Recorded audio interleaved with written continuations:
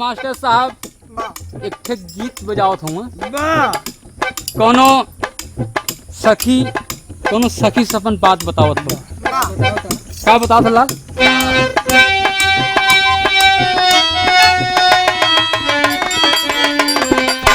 हाँ साया सारी गोरकी के लहंगा संवार की पतार की के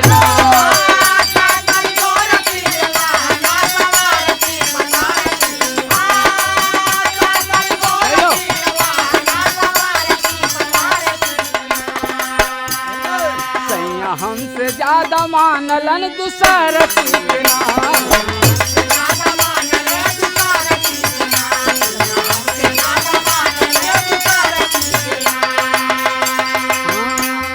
भैया एक ठे गीत बाबा साहब के आप सबके बीच हम देते हैं। बाबा हम राजेश सोनकर टैलेंट नगरी के माध्यम से नीरज भैया के देख रेख में घर द्वार पता जी नहीं हो। ये गीत हम आप सबके बीच भेजत है। बहुत अच्छे कैसे लाल? हाँ।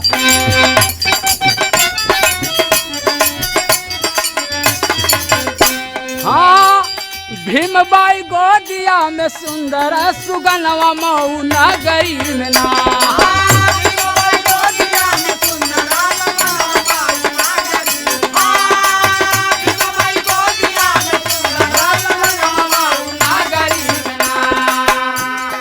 बाबा साहब का जन्म मऊ नगरी में ना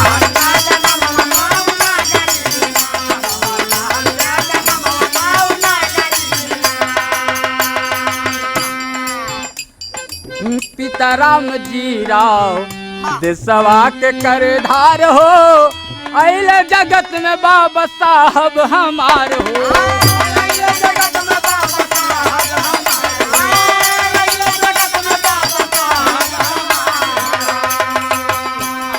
पिताजी के खुशिया में गाँव मंगल गनवा मऊ नगरी में ना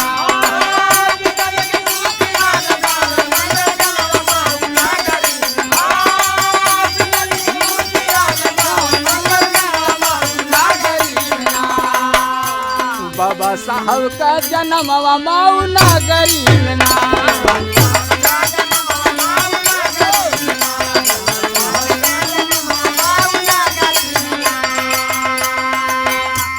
भैया जौनी समय बाबा साहब के जन्म भइल पिता राम जी राव बड़ा खुशी मनावत हुआ।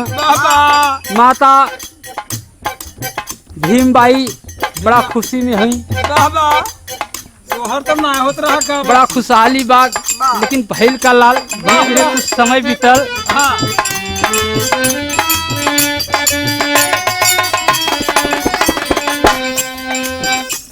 अरे बाबूजी के दिलवा में चिंता या पार बा स्कूल भेज खातिर मर्जी हमार बा।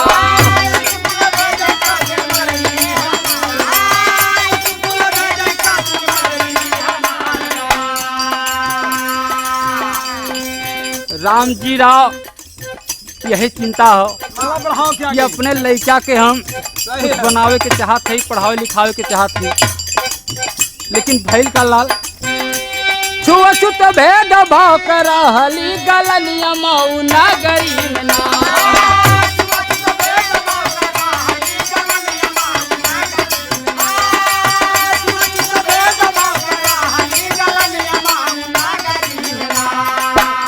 बाबा साहब का जन्म मऊ नगरी में ना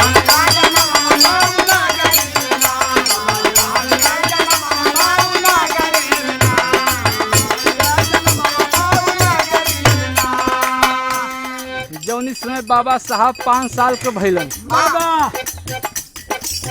राम जी राव बाबा साहब के पढ़े भेजे लगलन। तो भैल का लाल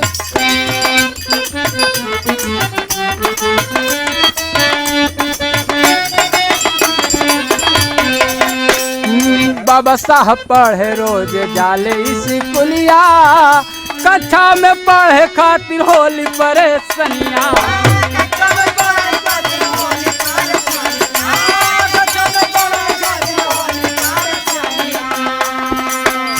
खिड़की से झाँक करके पढ़े लाल ललनवा मऊ नगरी में ना।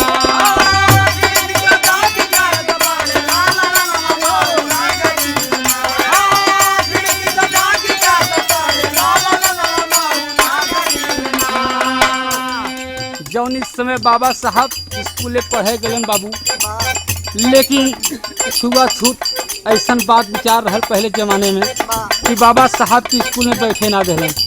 बाबा साहब के स्कूल से बहरे कह दिलन। बाबा साहब बहरे जब गइलन तो खिड़की से जाके भाग के पढ़ाई करत हुए बाबा साहब। भैल का लाल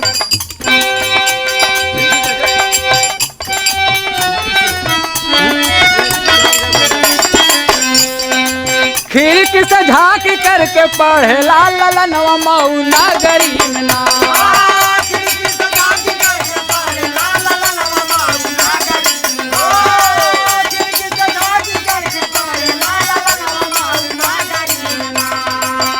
बाबा साहब का जन्म मऊ नगरी में ना।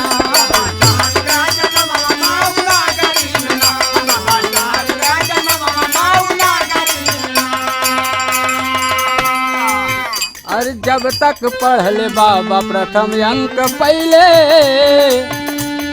जब तक पढ़ले बाबा प्रथम अंक पहले, बारिश पढ़े खातिर लंदन को गईले।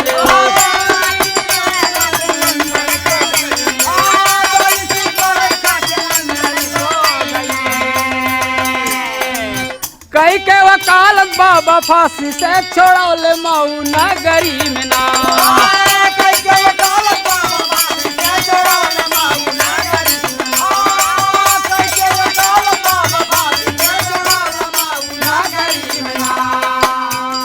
बाबा साहब का जन्म मऊ नगरी में ना।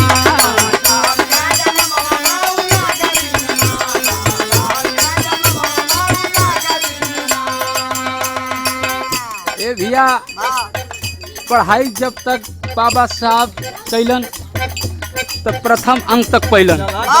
एकरे बाद लंदन जाके पढ़ाई कैलन। वहाँ से जब वापस अलन तो एक व्यक्ति को फांसी से छोड़ौलन। तो भैल का लाल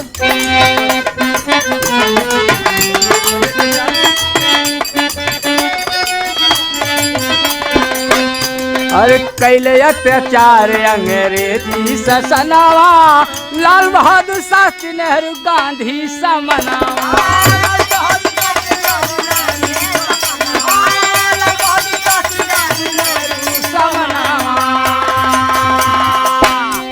जौन इस समय अंग्रेजों का अत्याचार बढ़ता गया, उस समय लाल बहादुर शास्त्री, गांधी जी, जवाहरलाल नेहरू तमाम क्रांतिकारी रहलन। भैल का लाल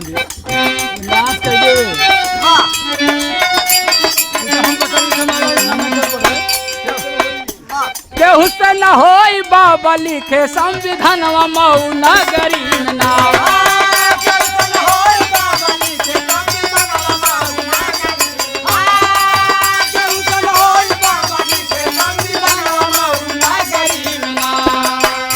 बाबा साहब का जन्म मऊ नगरी में ना।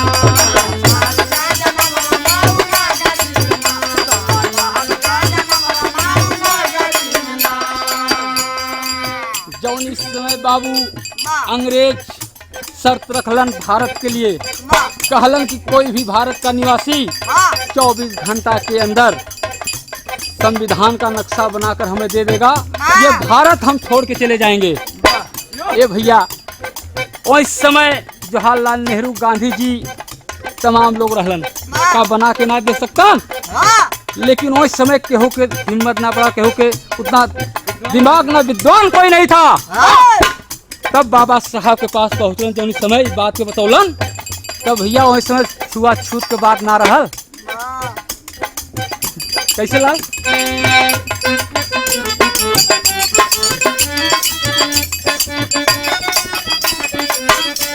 हाँ 26 जनवरी 1950 वाला दिनवा लिखे संविधान बाबा देश के करनवा।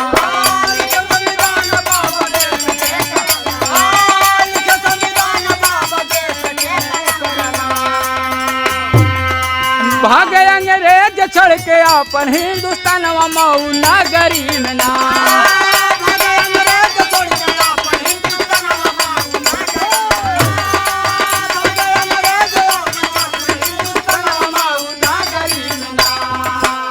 बाबा साहब का जन्म मऊ नगरी में ना।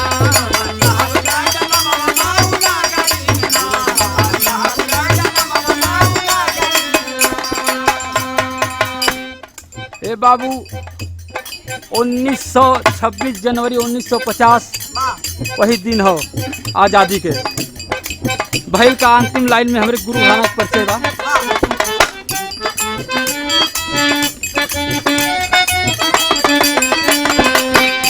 अरे गुरुआ बिहारी रमन स्वर्गवासी धरले कवि रमा शंकर स्वामी गीतिया संवरले।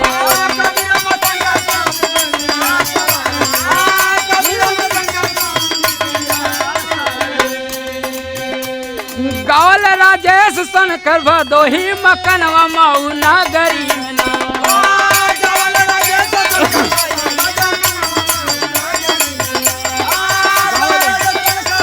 भदोही मकनवा मऊ नगरी में ना। बाबा साहब का जन्म मऊ नगरी।